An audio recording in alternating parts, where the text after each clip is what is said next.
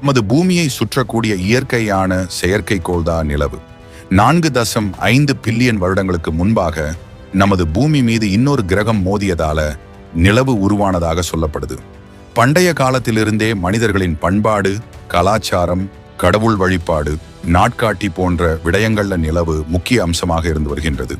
சூரியனுக்கு அடுத்தபடியாக மிக தெளிவாக தெரியக்கூடிய வானியல் பொருட்களில் ஒன்றாகவும் நிலவு இருக்கின்றது.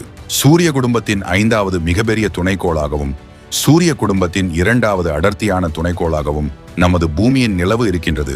பூமியை நிலவு நீள்வட்ட பாதையில் முழுமையாக சுற்றி வர 29 நாட்கள் ஆகின்றதாம். பூமியின் ஈர்ப்பு விசை காரணமாக நிலவு எப்போதும் எமக்கு ஒரே பக்கத்தையே காட்டுகின்றது. எமது நிலவு பூமியில் இருந்து சுமார் 3,84,000 கிலோமீட்டர் தொலைவில் இருக்கின்றது. பூமியிலிருந்து பார்க்கும்போது நிலவு என்னதா வெண்மையான நிறத்தில் தெரிந்தாலுமே நிலவின் தரைப்பகுதி எப்போதும் இருட்டாகவே இருக்கின்றது.